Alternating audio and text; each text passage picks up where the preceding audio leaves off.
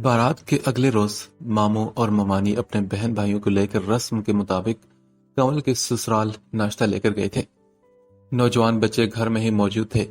ایمان کو بار بار یہ خیال آتا رہا کہ نہ جانے کس وقت حمید احمد کے ہاتھ اس کی گردن پر آ جائیں گے۔ جلال نے اس سے کس بات کا بدلہ لیا تھا وہ جانتا تھا، اور اس کے فون سے تصویریں ڈیلیٹ کرنے کا بدلہ بھی وہ ضرور لے گا۔ ایمان یہ بات بھی جانتا تھا۔ جلال ایک گھٹیا فطرت کا انسان تھا، اس سے کچھ بھی توقع کی جا سکتی تھی۔ تاشا کو اس نے جلال سے دور رہنے کا نہیں کہا تھا، ورنہ وہ اس کی ہر بات کا الٹا ہی کرتی۔ اسے جلال کی نظروں سے بچانے کے لیے ایمان نے سارا وقت جلال پر نظر رکھی تھی۔ ساتھ ساتھ اس کی بہن سے بچنے کا پروگرام بھی اسے بنانا پڑ رہا تھا، جو کسی دور بھی اس کا پیچھا چھوڑنے کو راضی نہیں تھی۔ خیر خیریت سے ولیمہ ہو گیا اور شادی نمٹ گئی تو سب مہمان اپنے اپنے ٹھکانوں کو لوٹ گئے تھے۔ انہیں سرگودا سے واپس آئے 2 روز ہو چکے تھے، اور پھر وہ مشکل وقت بھی آ گیا جو کب سے ایمان کے سر پر ننگی تلوار بن کر لٹک رہا تھا۔ سب گھر والے رات کھانے سے فارغ ہو کر اپنے اپنے کمروں میں چلے گئے تو عائشہ اسے حمید احمد کا پیغام سنانے آئی تھی۔ ایمان، بابا جان تمہیں اسٹڈی میں بلا رہے ہیں۔ ٹھیک ہے، آتا ہوں میں۔ شیشے میں دیکھ کر اپنا حلیہ درست کرتے ہوئے وہ اسٹڈی روم میں پہنچا۔ عمر پہلے سے ہی وہاں موجود تھا۔ اس نے بظاہر بہت ہی مضبوط انداز میں کمرے میں قدم رکھا، مگر دونوں کے چہرے دیکھ کر اندر سے اس کا دل سوکھے پتے کی طرح کانپنے لگا تھا۔ جی بابا جان، آپ نے بلایا تھا؟ بڑے سکون اور بڑے ادب سے اس نے ان سے کچھ فاصلے پر رک کر پوچھا، لیکن دھڑکن کی رفتار ریس میں دوڑتے گھوڑے سے بھی زیادہ تیز ہو چکی تھی۔ ایمان، یہ کیا سنا میں نے؟ تم نے سگریٹ پینا شروع کر دی؟ حمید احمد کا پہلا سوال ہی وہی تھا جو اس نے شدت سے نہ ہونے کی دعا مانگی تھی۔ ان کا انداز بالکل بھی رعایت دینے والا نہیں تھا۔ جواب میں وہ بالکل خاموش رہا تو عمر نے کہا، کچھ پوچھا ہے تم سے، بتاؤ۔ جی بابا جان، وہ بس اس روز رات کو 1-2 ہی۔ اس کی آواز اتنی دھیمی تھی کہ وہ خود بھی بڑی مشکل سے سن پایا تھا۔ اس کی نظریں نیچے بچھے قالین پر گڑی ہوئی تھی۔ ان کے اس روپ کے آگے تو وہ سچ بھی نہیں بول سکتا تھا، اور جھوٹ بولنا کتنا مشکل تھا۔ مکمل طور پر مکرنا بھی مناسب نہیں تھا، کیونکہ عمر اسے سگریٹ پیتے ہوئے دیکھ چکا تھا، اور عمر کی بات پر تو بابا جان آنکھیں بند کر کے یقین کرتے تھے۔ بکواس کرنے کی ضرورت نہیں، میں نے خود دیکھا تھا جو ڈھیر لگا کر بیٹھے تھے تم۔ سچ سچ بتا دو ورنہ۔ عمر نے کافی غصے سے اسے دھمکایا تھا۔ ایمان کی نظروں کے ساتھ ساتھ گردن بھی مزید جھک گئی اور وہ اپنا نچلا ہونٹ کاٹنے لگا۔ اسے اپنی حالت سوچ کر یہ خیال آ رہا تھا کہ کاش اس کے پاس اس وقت کوئی سلیمانی ٹوپی ہوتی تو وہ اسے پہن کر کہیں غائب ہو جاتا۔ بھیا، میں سچ کہہ رہا ہوں، مجھے اس کی کسی بات کا یقین نہیں بابا جان۔ اس روز تو میں نے اسے رنگے ہاتھوں پکڑا، ورنہ کیا معلوم کہ یہ ڈرگز بھی استعمال کرتا ہو۔ عمر کے جملے پر اس کا دل دھک سے رہ گیا تھا۔ وہ اس پہ جو الزام لگانا چاہ رہا تھا، اگر حمید احمد اس کی بات پر یقین کر لیتے تو تب اس کا بچنا بالکل بھی مشکل تھا۔ نہیں بابا جان، ڈرگز نہیں، سگریٹ کو بھی بس اسی دن میں نے ہاتھ لگایا تھا، اور پکا وعدہ میں آئندہ ایسا نہیں کروں گا۔ میں ڈرگز تو بالکل یوز نہیں کرتا۔ وہ فوراً اپنی صفائی دینے لگا، اور تبھی حمید احمد کی آواز گونجی، چپ، بس چپ۔ ساتھ ہی ان کا ہاتھ ایمان کے گال پر پڑا تھا۔ اس کے کمرے کی تلاشی لو عمر، ایک بھی سگریٹ یا اس جیسی کوئی الٹی سیدھی چیز نکلی تو میرے پاس لے کر آنا فوراً۔ حمید احمد نے عمر کو حکم دیا تو وہ جی بابا جان کہہ کر نکل گیا۔ اب کمرے میں صرف ایمان اور حمید احمد موجود تھے۔ وہ خاموشی سے سر جھکائے کھڑا تھا، اور حمید احمد کمر پر ہاتھ باندھے کمرے میں یہاں وہاں ٹہل رہے تھے۔ ایمان کی ہمت نہ ہو سکی کہ ایک نظر اٹھا کر ان کو دیکھ پاتا۔ دل ہی دل میں وہ کسی معجزے کی دعا مانگ رہا تھا۔ یہ بات تو طے تھی کہ اس کے کمرے سے اسے ایسی کوئی چیز نہیں ملنی تھی، مگر ایک دم اس کے ذہن میں ایک دم جھماکا سا ہوا تھا۔ اگر وہ چیز عمر کے ہاتھ لگ گئی تو وہ برا پھنس جاتا۔ کچھ دیر بعد عمر واپس آ گیا۔ اس کے کمرے میں تو ایسا کچھ بھی نہیں۔ ایسی حرکتیں یہ گھر کے باہر ہی کرتا ہوگا بابا جان۔ پتہ جو ہے کہ گھر میں کسی نے دیکھ لیا تو کیا علاج ہوگا اس کا؟ عمر کی بات سن کر اسے ایک طرف سے تو سکون پہنچا تھا کہ وہ چیز عمر کے ہاتھ نہیں لگی۔ سچ سچ بتا دو، اب کب سے چل رہا ہے یہ سب کچھ؟ حمید احمد نے اس کے سامنے رک کر پوچھا تو وہ نظریں جھکائے آہستہ سے بولا، بابا جان بس اسی دن وہ 2-3 ہی ٹوٹے پھوٹے جملے میں مشکل سے جھوٹ بول کر اس نے ان کے اگلے الفاظ یا رد عمل کا انتظار کیا۔ چند لمحے خاموشی چھائی رہی اور پھر وہ بولے، پہلی بار کیا تھا اس لیے چھوڑ رہا ہوں، اگلی مرتبہ مجھے تم کسی بھی قسم کی فضول حرکت میں ملوث نظر آئی یا مجھے کسی اور سے تمہاری الٹی سیدھی حرکتوں کا علم ہوا نا تو یاد رکھنا اپنے ہاتھوں سے تمہاری چمڑی ادھیڑ دوں گا۔ ان کی لہجے کی سختی نے اس کا دل دہلا دیا تھا۔ اگر وہ ان سے سچ بول دیتا تو شاید اس وقت اپنے پیروں پر بھی کھڑا نہ ہوتا۔ کبھی کبھار جھوٹ بھی بولنے پڑ جاتے ہیں۔ والدین کو دھوکہ دینا اور ان سے جھوٹ بولنا اچھی بات نہیں، لیکن اگر وہ اس سے سچ بولنے پر بخش دیتے تو ان سے ہرگز جھوٹ نہ بولتا۔ اب جاؤ تم۔ ایمان کو انہوں نے جانے کا اشارہ کیا تو وہ شکر کرتا ہوا بغیر رکے سیدھا اپنے کمرے میں پہنچا۔ عمر کی طرف فی الحال اسے بھی یقین نہیں آ رہا تھا کہ اتنی آسانی سے وہ اسے بخش دیں گے۔ پھر ایک دم اسے اس چیز کا خیال آیا تو اس نے جلدی سے اپنی الماری کھولی، جلدی اپنی کالے رنگ کی پی کیپ نکالی جو اس نے کپڑوں میں سب سے پیچھے کر کے چھپا کر رکھی تھی۔ اس پی کیپ کو الٹا کر کے اس نے اپنی خفیہ چیز اس نے ڈال رکھی تھی، اس کی چھوٹی سی تجوری۔ یقیناً عمر نے اسے خالی ٹوپی سمجھ کر نظر انداز کیا ہوگا، ورنہ وہ جان لیتا اس میں وہ سبھی چیزیں موجود تھی جو ایمان نے پوری حفاظت کے ساتھ اس میں رکھی تھی۔ میٹرک کلیئر کرنے کی خوشی میں تاشا کے لیے لائے گئے ایئر رنگز اور اس کی غلامی کے دوران دی ہوئی ٹپ کے 300 روپے جو 10 کے تھے، اس نے تسلی کر کے سکون کی سانس لی اور انہیں واپس محفوظ جگہ پر رکھ دیا۔ بابا جان آپ اسے کیسے چھوڑ سکتے ہیں؟ آج آپ نے اسے جانے دیا، کل کو سگریٹ کے ساتھ ساتھ ڈرگز اور جوئے پر بھی لگ جائے گا وہ۔ عمر نے اپنے باپ کے فیصلے پر حیران ہوتے ہوئے کہا۔ اسے یقین ہی نہیں آ رہا تھا کہ حمید احمد اسے اتنی آسانی سے بخش دیں گے، صرف ایک وارننگ دے کر۔ حمید احمد نے عمر کو دیکھ کر ایک گہری سانس لی اور پھر کہا، میں نے سختی سے اسے کہہ دیا نا، آئندہ احتیاط کرے گا وہ۔ ان کے اس قدر پرسکون انداز پر عمر کو حیرت ہو رہی تھی۔ اپنے والد کے دل میں ایمان کے لیے نرمی محسوس کر کے وہ غصے میں تل ملا کر رہ گیا۔ پہلے بھی کئی بار وہ اکثر ایمان کی طبیعت خود ہی صاف کر دیا کرتا تھا، کیونکہ حمید احمد اسے صرف وارننگ دے کر چھوڑ دیا کرتے تھے۔ اور پھر عمر نے یہی طریقہ اپنا لیا کہ جب اسے یہ شک ہوتا کہ حمید احمد ایمان کو صرف وارننگ دے کر چھوڑ دیں گے، وہ اس معاملے کو خود ہی ہینڈل کر لیتا تھا۔ اور ایمان کو یہ تاثر دیا کرتا تھا کہ اس نے اسے حمید احمد کی جواب طلبی سے بچا لیا ہے۔ ایمان کا رزلٹ بھی اتنا خراب نہیں آتا تھا جتنا برا عمر اسے بیان کرتا تھا۔ یہاں اس کی بدقسمتی یہ تھی کہ گھر میں سبھی لائق فائق تھے اور اس کی تعلیمی قابلیت گھر کے ذہین لوگوں سے ذرا نیچے ہی رہتی تھی، جس میں اکثر وہ مات کھا جاتا تھا، اور یہ بات عمر کے حق میں ہی جاتی تھی۔ یونیورسٹی سے چھٹیاں تھی تو تاشا کا روزانہ کہیں نہ کہیں جانے کا پلان تیار ہوتا تھا۔ ایمان کو بھی فرصت کا وقت نہیں ملتا تھا۔ وہ فائنل پروجیکٹ کی تیاری میں لگا ہوا تھا جو سیمسٹر کے اختتام پر اسے جمع کروانا تھا۔ اس روز بھی تاشا ماہین کے گھر گئی ہوئی تھی۔ ایمان نے پہلے ہی شائستہ سے اجازت لے لی تھی کہ وہ تاشا کو ڈراپ کر کے اپنے دوستوں سے ملنے جائے گا۔ شائستہ سے منع نہیں کرتی تھی، البتہ عمر یا حمید احمد کو اس کا غیر ضروری باہر نکلنا پسند نہیں تھا، اس لیے وہ اکثر صرف شائستہ کو بتا کر چلا جاتا تھا۔ دوستوں سے مل کر وہ تاشا کو ماہین کے گھر سے لینے پہنچا تو رات کے 11 بج رہے تھے۔ اس نے رستے میں ایک نئی فرمائش کر دی، سنو تم مجھے خالہ کے گھر ڈراپ کر دو، میں ایک دو تین دن وہاں رکوں گی۔ کیا مطلب؟ پھوپھو کے گھر جانا تھا تو پہلے بتاتی، صبح چلی جانا۔ اس نے صاف انکار کرتے ہوئے کہا تو تاشا کو اس کے انکار پر غصہ آ گیا۔ کیوں؟ اب کیا تکلیف ہے تمہیں؟ یار تمہیں پتا تو ہے نا کہ پھوپھو کا گھر کتنی دور پڑتا ہے، مجھے گھر پہنچتے پہنچتے آدھی رات ہو جائے گی، اور بابا جان کا پتا ہے نا تمہیں۔ وہ اسے حالات اور موقع کی نزاکت سمجھانے لگا، مگر تاشا کہاں سمجھنے والی تھی۔ مجھے نہیں پتا ایمان، مجھے بس ابھی جانا ہے۔ اس کی ضد کے آگے ہتھیار ڈالتے ہوئے ایمان اسے انیسا کے گھر ڈراپ کر آیا تھا، مگر آدھے رستے میں اسے گڑبڑ کا احساس ہونے لگا۔ پولیس کی ایک موبائل گاڑی ناکے سے اس کا پیچھا کر رہی تھی۔ نہ جانے کیا بات تھی، لیکن ایمان مشکوک ہو گیا تھا۔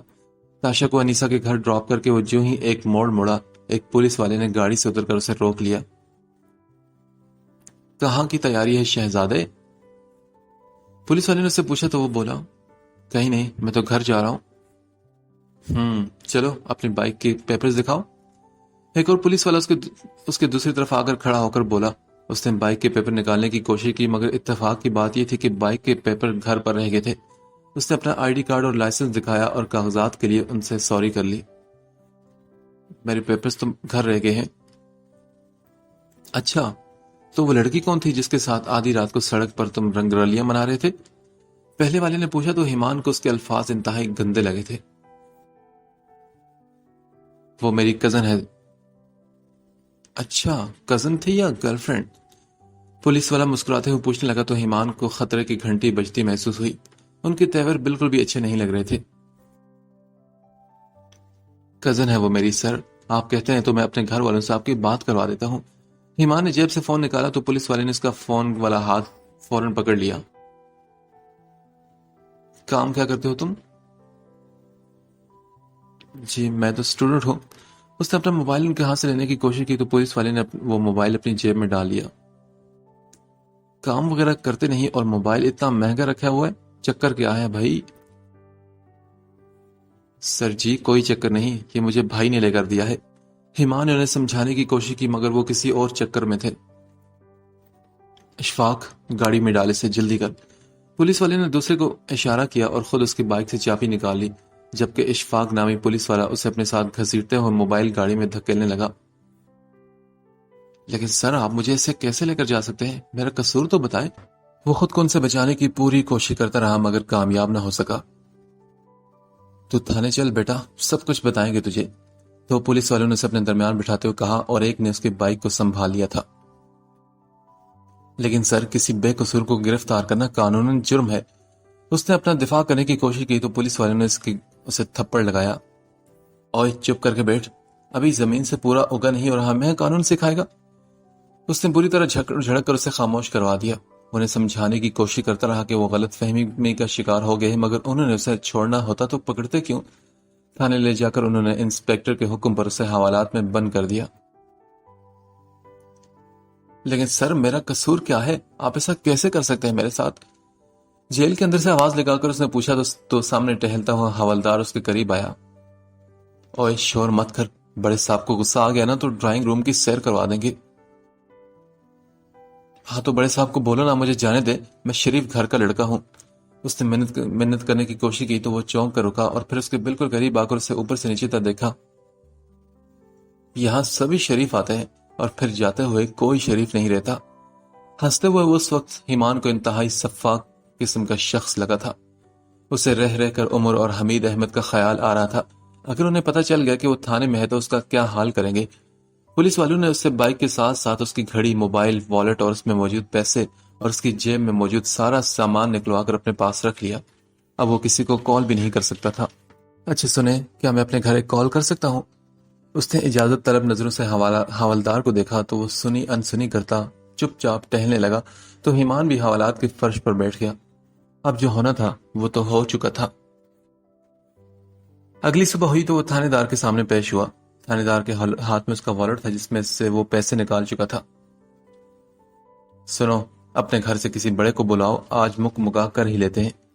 تھانے دار کے الفاظ پر ایمان کو اپنے بچاؤ کی صورت نظر آئی تو اس نے فوراً عمر کا نمبر بتا دیا۔ انہوں نے اسے واپس لاک اپ میں ڈال دیا۔ آدھے گھنٹے بعد حوالدار اسے لے کر تھانے دار کے سامنے پہنچا تو اس کے سامنے والی کرسیوں پر حمید احمد اور عمر دونوں بیٹھے تھے۔ انہیں دیکھ کر ایمان کے دل کو ڈھیروں سکون پہنچا۔ یہ رہا جی آپ کا لڑکا، آدھی رات کو بغیر کاغذات والی بائک لے کر لڑکی کو گھما رہا تھا سڑکوں پر۔ ہمیں شک ہے کہ اس کا منشیات فروخت کرنے والے گروہ سے بھی تعلق ہے۔ تھانے دار کی بات پر حمید احمد اور عمر نے غصے سے اس کی طرف دیکھا تو وہ بے اختیار نام سر ہلانے لگا۔ نہیں بابا جان، بھیا انہیں غلط فہمی ہوئی ہے، میں تاشا کو پھوپھو کے گھر چھوڑنے گیا تھا، آپ بے شک فون کر کے پوچھ لیں اسے۔ اس کے بے داغ چہرے کو دیکھتے عمر کے ماتھے پر بل پڑے۔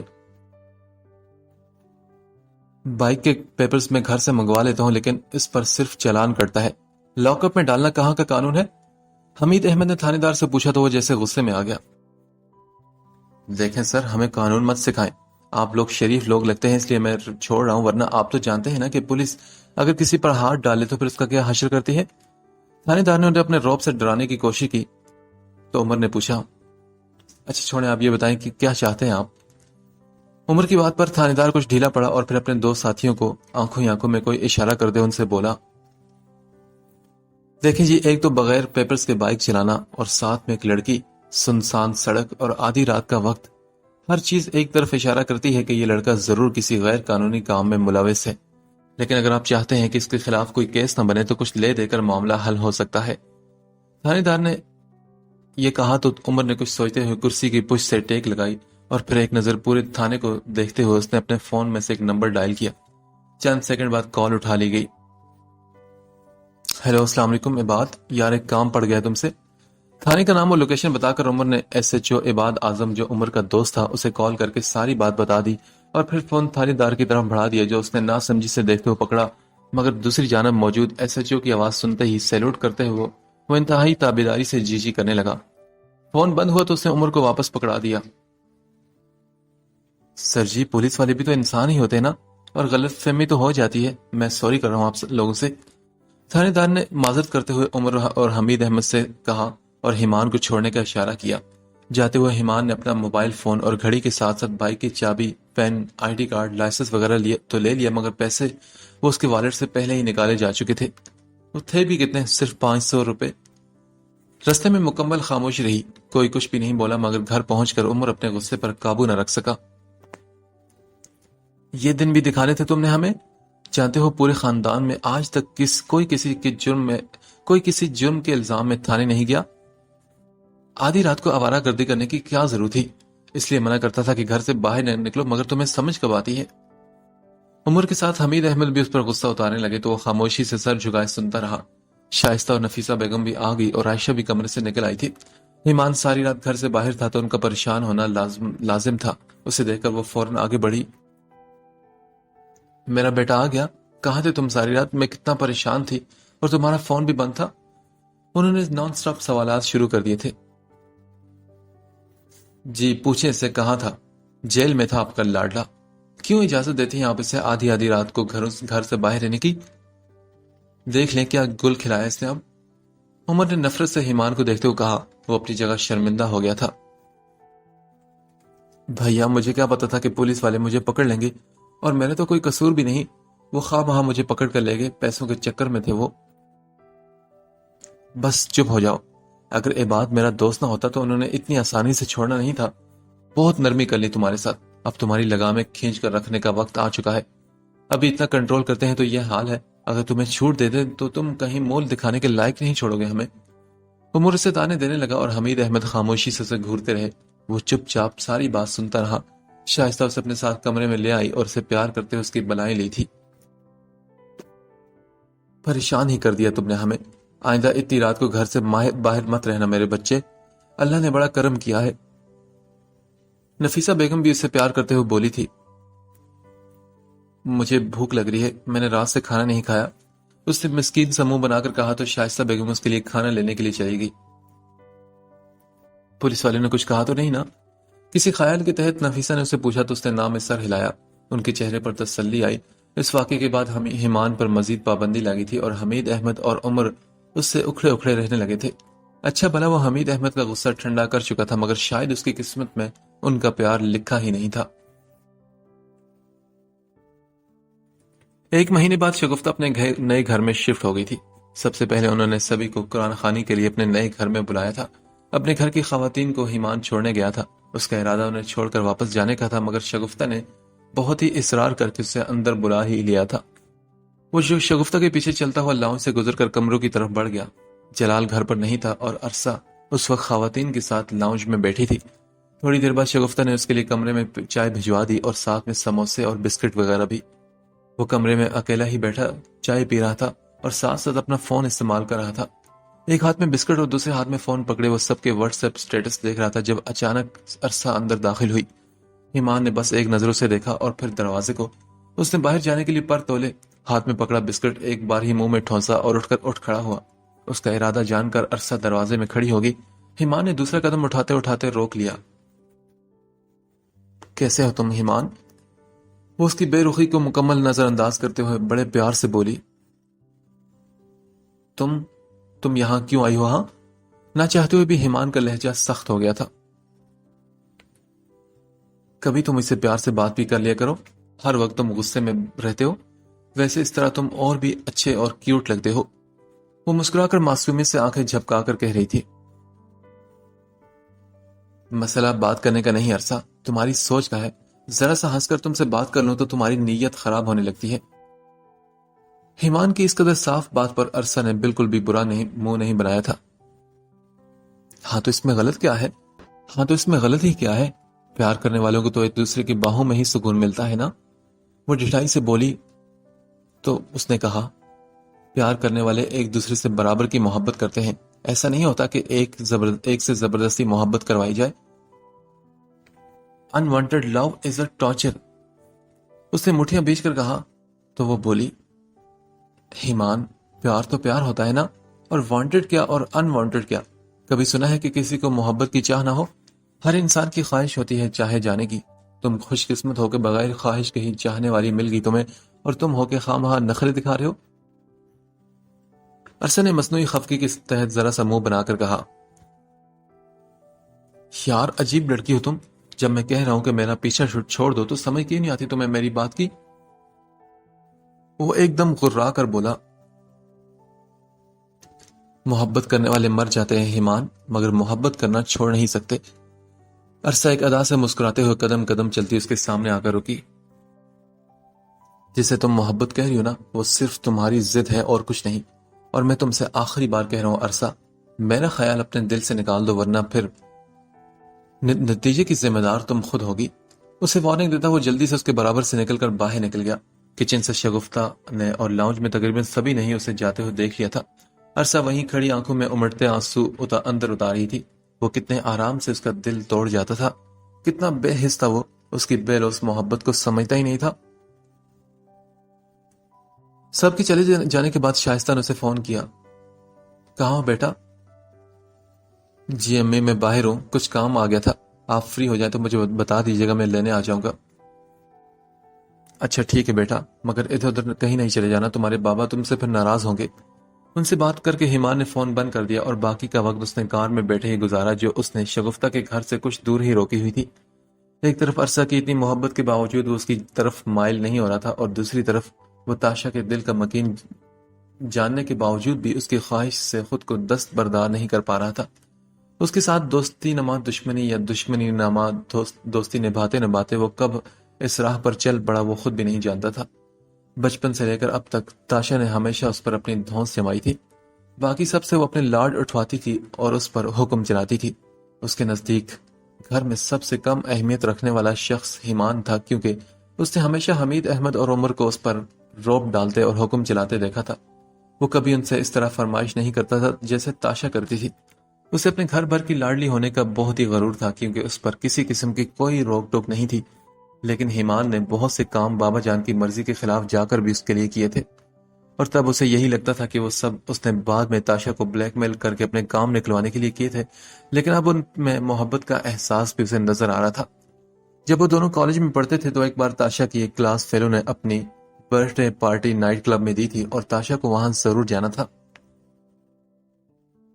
مگر مشکل یہ تھی کہ نائٹ کلب میں جانے کی اجازت ملنا ناممکن تھا، اوپر سے وقت بھی آدھی رات کا۔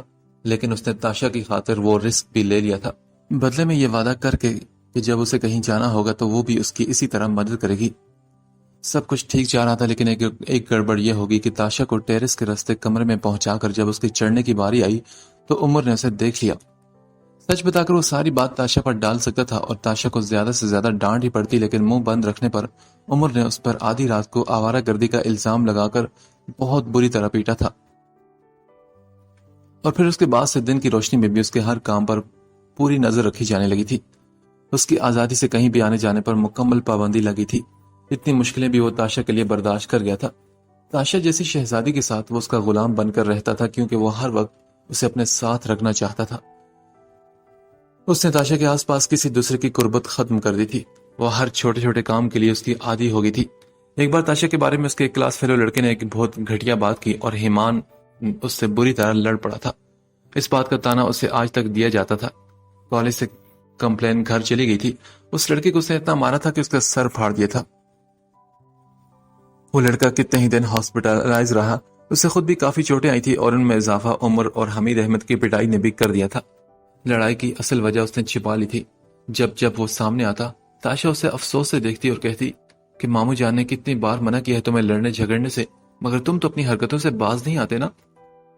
اسکول میں بھی اس نے کتنی ہی بار تاشا کی وجہ سے لڑائی کی تھی، دوسروں سے لڑائی ایک طرف، کئی بار اس نے تاشا سے بھی لڑائی کی تھی جب اس کے ساتھ کھیلنے کی کوشش کرتا اور وہ اسے کھلانے سے انکار کر دی تھی۔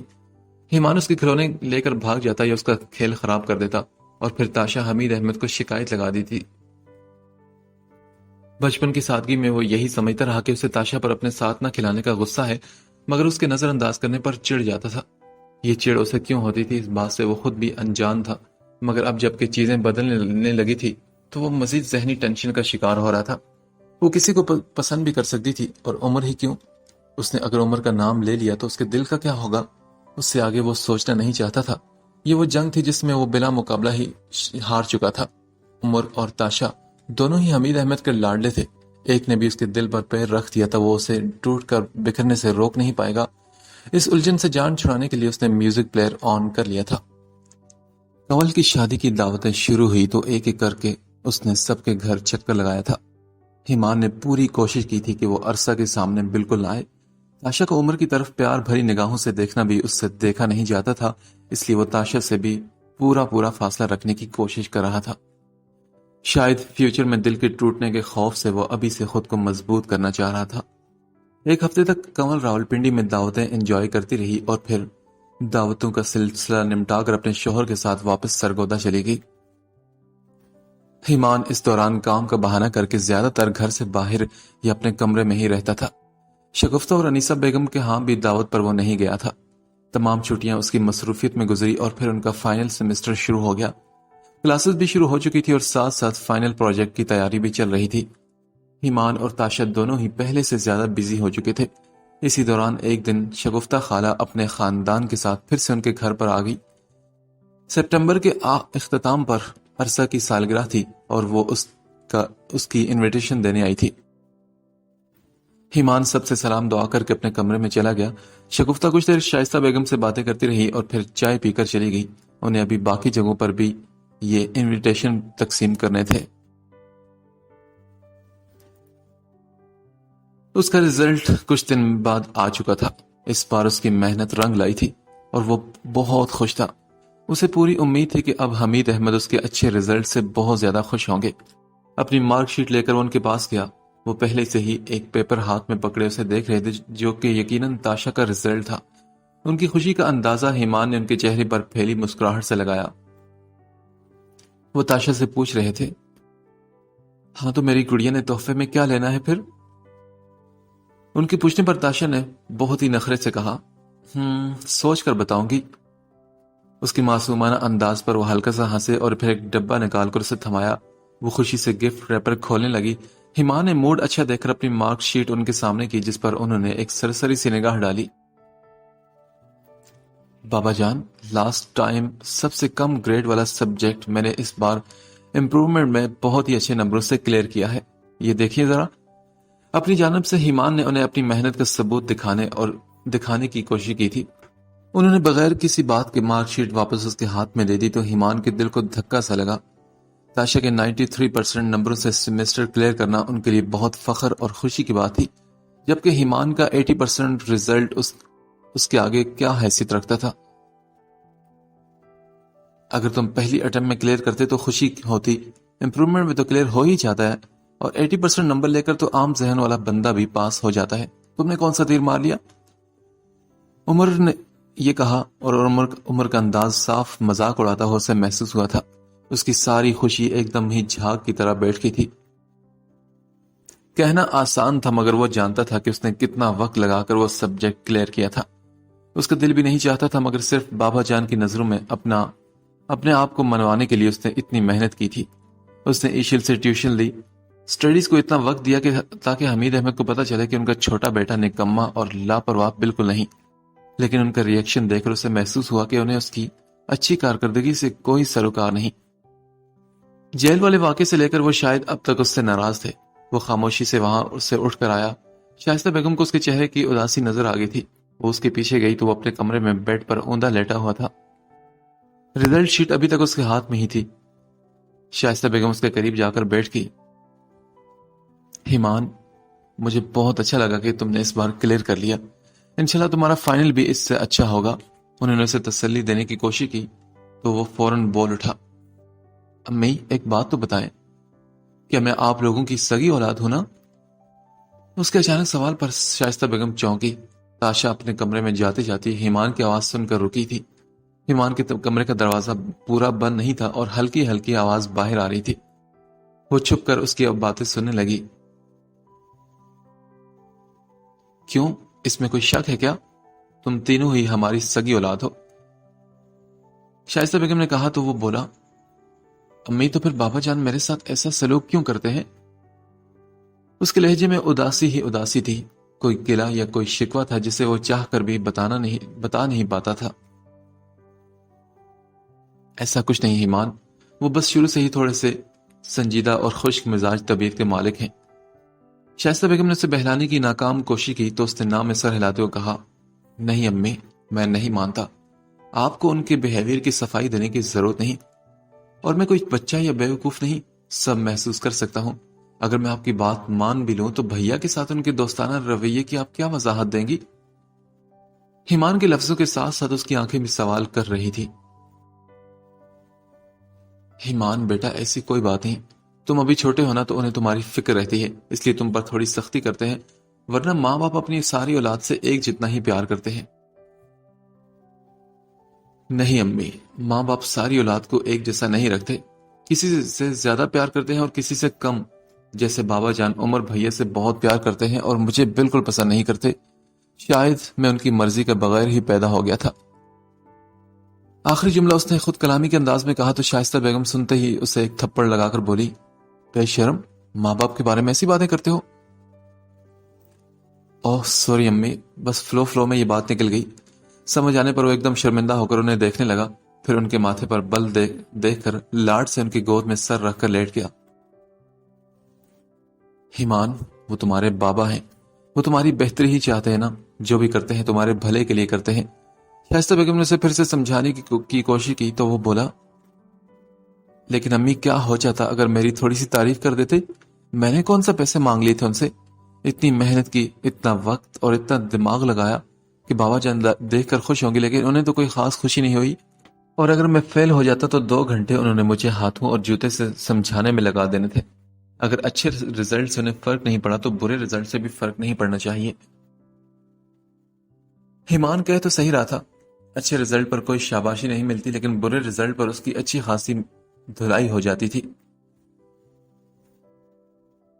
ڈانٹا نہیں تو اس کا مطلب تو یہی ہے نا کہ وہ خوش ہوئے ہیں. شائستہ بیگم نے اسے دوسرے انداز میں بہلانے کی کوشش کی تو وہ بولا. ہاں بالکل امی, بہت. تاشا کو انہوں نے نیا آئی پیڈ لے کر دیا ہے. میں نے سوچا تھا کہ رزلٹ دے کر خوش ہوں گے تو پوچھیں گے کہ کیا چاہیے, اور میں بھی کچھ مانگ لوں گا, لیکن پوچھنا تو دور, انہوں نے شاباشی بھی نہیں دی. وہ پھر سے اداسی سے کہنے لگا تو شائستہ بیگم نے کہا. اچھا مجھے بتاؤ کیا چاہیے تمہیں؟ ہاں نہیں, آپ سے نہیں, اگر بابا جان دیتے تو مجھے اچھا لگتا. اس کی آواز میں بہت ہی حسرت تھی. شائستہ بیگم نے کہا. تو پھر میں بات کروں ان سے؟ ارے نہیں امی, اس کی ضرورت نہیں. وہ ایک دم بوکھلا کر بیٹھ گیا اور بولا. ایسا نہ ہو کہ کہیں لینے کے دینے پڑ جائیں, پہلے ہی وہ مجھ سے اتنے ناراض ہیں. اس کی گھبراہٹ بری آواز تاشا نے کمرے کے باہر سے سن لی تھی. ایمان مزید کچھ کہہ رہا تھا, لیکن تاشا نے مزید باتیں سننے کا ارادہ چھوڑ کر اپنے کمرے میں چلی گئی. بیڈ پر بیٹھتے اس نے انیسہ کے گھر ہونے والی اس کی اور عائشہ کی باتیں اسے یاد آئی تھی. کیا واقعی حمید احمد اس کے ساتھ زیادتی کرتے تھے؟ بہت سوچ کر بھی اسے اس بات کا صحیح جواب نہیں مل پایا تھا. ایمان کی الٹی سیدھے حرکتیں اور ماموں کا اس پر غصہ کرنا, ماموں کا اس پر سختی کرنا, اور ایمان کا پھر بھی کیئرلیس ہونا, غلطی کہاں تھی اور کس کی تھی؟ اس نے ایمان اور ماموں کے رشتے پر زیادہ زور نہیں دیا تھا. وہ اپنے نئے آئی پیڈ کی خوشی میں ساری سوچوں کو ذہن سے نکال چکی تھی. اس وقت وہ اپنے لیپ ٹاپ میں کام میں مصروف تھا جب دروازے پر ہلکی سی دستک ہوئی. اس نے مصروف سے انداز میں کہا یس کم ان. دروازہ کھلا اور تاشا اندر آئی. ایمان تم ابھی تک ایسے بیٹھے ہو, جانا نہیں ہے کیا؟ وہ اسے کہنے آئی تھی کہ سب لوگ تیار ہیں, مگر ایمان کو اسی طرح عام سے حلیے میں دیکھ کر وہ بولے بنا رہ نہ سکی. سوری تاشا, میں نہیں جا رہا آپ لوگوں کے ساتھ. اس نے اب بھی تاشا کی طرف نہیں دیکھا. وہ پوری توجہ سے اپنے لیپ ٹاپ کی اسکرین کی طرف مڑا ہوا تھا۔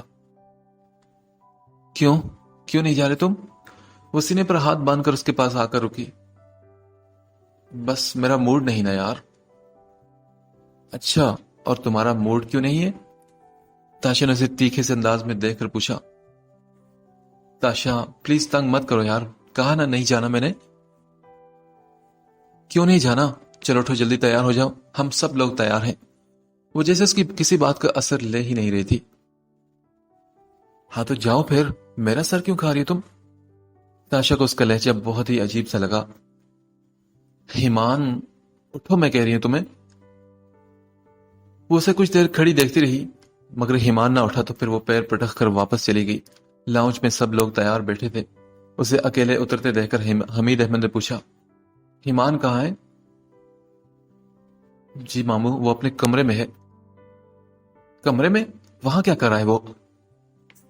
حمید احمد گرج کر بولے تو عمر نے کہا، بابا یہ لڑکا ہماری ناک کٹوا کر رہے گا، کہا بھی تھا کہ جلدی تیار ہو جانا، مگر اس سے کوئی احساس ہی نہیں، سب کو اپنی طرف فارغ سمجھا ہوا ہے۔ اور کتنی دیر لگائی گئی آنے میں؟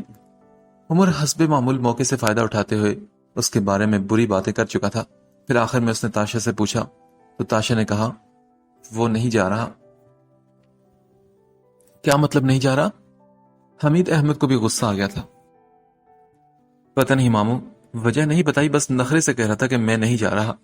تاشا اس کی نقل اتارنے کی کوشش کر کے بولی۔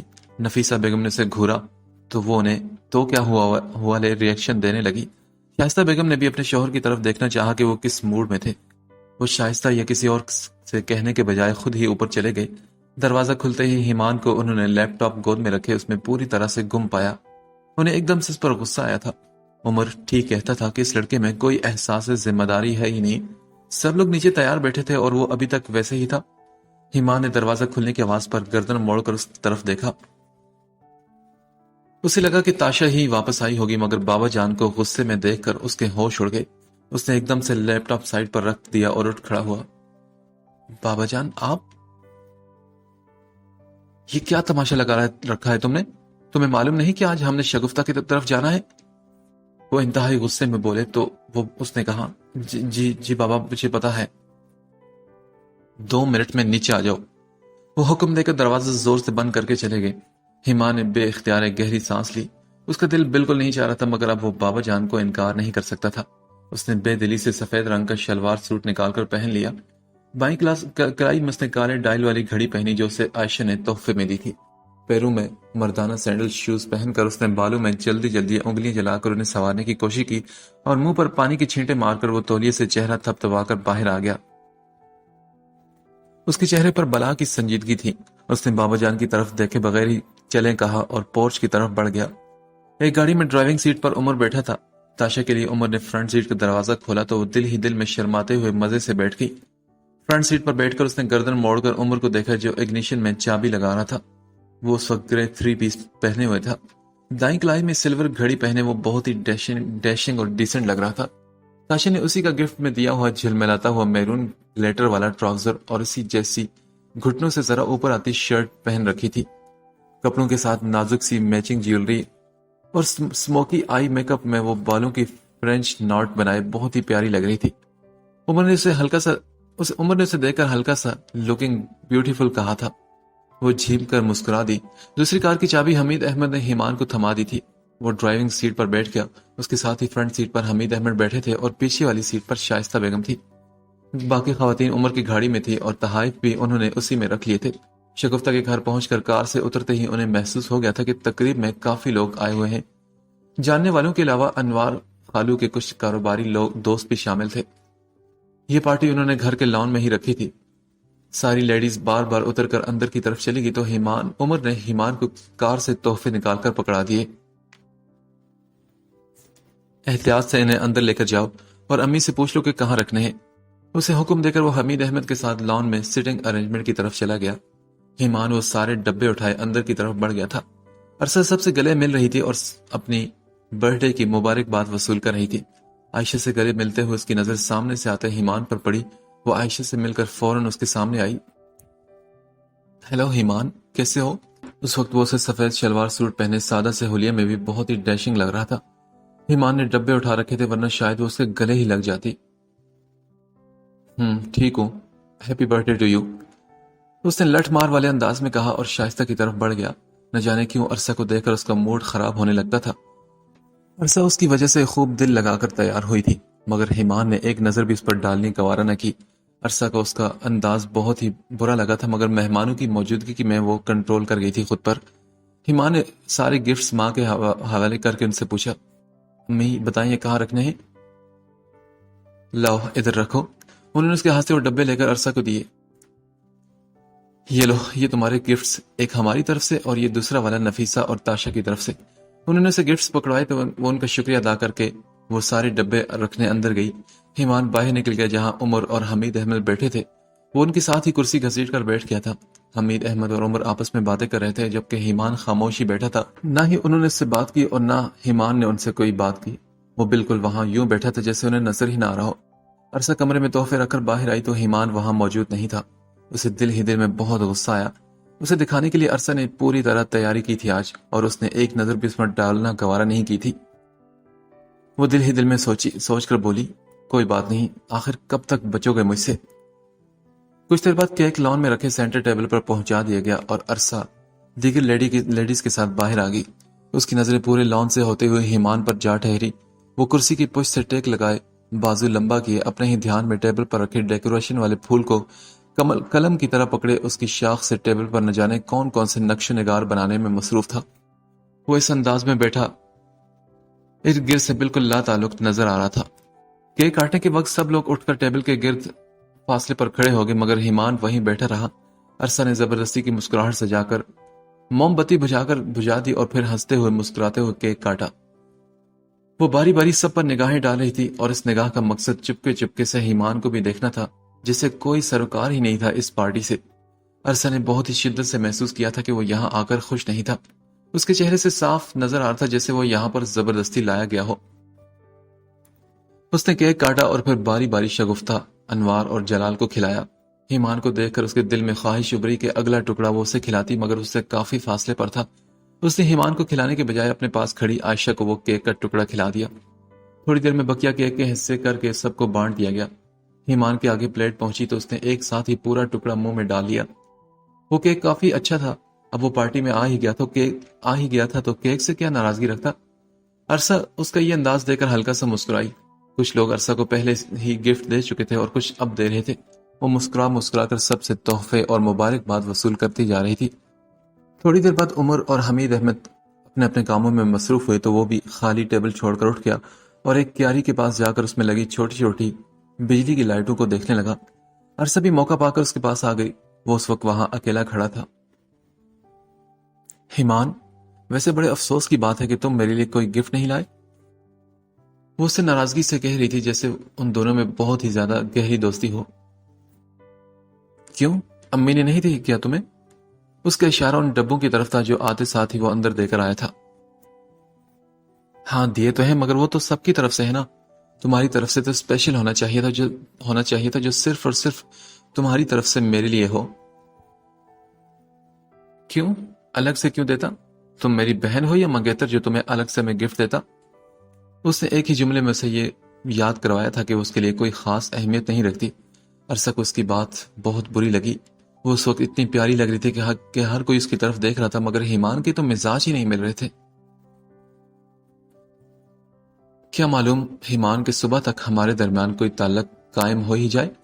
وہ بڑے ٹھوس لہجے میں مانی خیزی سے مسکراتے ہوئے بولی تو ایمان بری طرح چونک اٹھا۔ کیا مطلب؟ کیا کہنا چاہ رہی ہو تم؟ کچھ نہیں، مطلب جو بھی ہے تمہیں پتہ چل جائے گا، بس تھوڑی دیر انتظار کر لو۔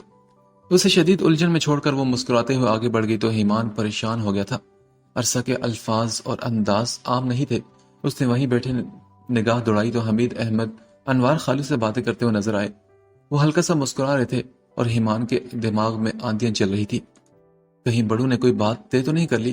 اس کی دھڑکن تیز ہو گئی تھی یہ سوچ کر۔ وہ ایسا ہونے نہیں دے سکتا تھا، کسی صورت بھی نہیں۔ وہ پریشانی میں وہاں سے ہٹا اور شائستہ کو ڈھونڈنے لگا جو اب لان میں کہیں نظر نہیں آ رہی تھی۔ وہ اندر جانے کا سوچ کر الجھن کا شکار ہوا، اسے اندر جانا چاہیے یا نہیں۔ عرصہ ابھی بھی اندر گئی تھی اور وہ ایسی کسی جگہ نہیں جانا چاہتا تھا جہاں عرصہ کا وجود بھی ہو۔ دوسری طرف جلال نے تاشا کو ایک طرف کھڑے کولڈ ڈرنک سے لطف اندوز ہوتے دیکھا تو اس کے پاس پہنچ گیا۔ تاشا اپنے دھیان میں کھڑی تھی، جلال کو سامنے دیکھ کر ایک دم چونکی۔ ماشاءاللہ، ویسے تو روز ہی بہت پیاری لگتی ہو، مگر آج تو تمہاری بات ہی کچھ اور ہے تاشا۔ جلال کی نظریں اور انداز کافی لوفرانہ تھا۔ تاشا نے اسے جواب دینے کے بجائے اندر جانے والے رستے کو دیکھا۔ ویسے کیا تمہیں پتا تھا کہ آج میں بلیک ڈنر سوٹ پہنوں گا؟ دیکھو کتنا میچنگ ہو رہا ہے نا ہمارا ڈریس۔ جلال کی بات پر تاشا نے غصے سے اسے گھورا۔ تم پہلے CSS کی تیاری کر لو جلال، پچھلی بار بھی تم فیل ہوتے ہوتے بچے تھے۔ تاشا نے اسے اچھی طرح بھگو کر ماری تو وہ غصے میں آ گیا۔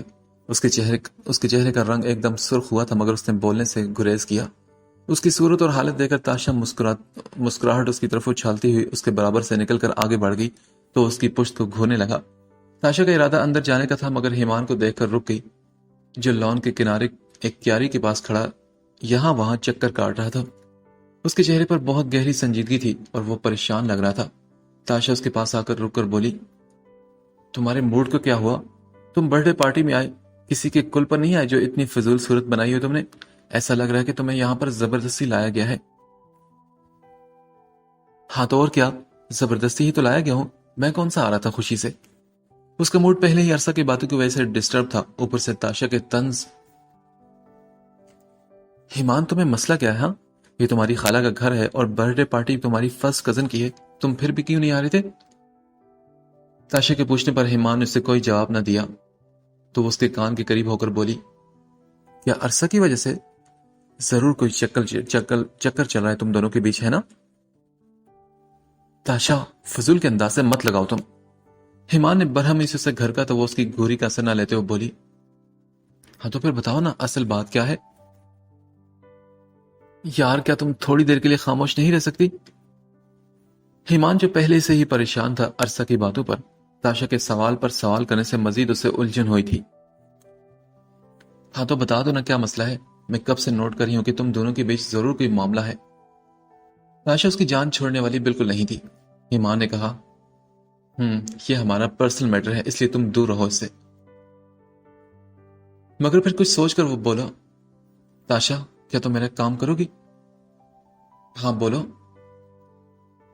تاشا تم اندر جا کر امی سے بولو کہ ایمان نے آپ سے ضروری بات کرنی ہے، جلدی سے باہر آئیں۔ اچھا تو میں کیوں جاؤں، تم خود کیوں نہیں چلے جاتے؟ وہ اس کا کام سن کر ایک دم بیزار ہوئی، اسے لگا تھا کہ کوئی خاص بات ہوگی۔ بس میں خود نہیں جانا چاہتا نا۔ اوکے، میں بھی تمہاری کوئی ملازمہ نہیں کہ میں چلی جاؤں، اسے کہہ کر وہ آگے بڑھ گئی۔ ایک تو مجھے اصل بات بتا نہیں رہا، اوپر سے مجھے حکم دے رہا ہے، کیا میں اس کے کوئی غلام ہوں؟ وہ منہ ہی منہ میں بڑبڑاتی ہوئی چلی گئی۔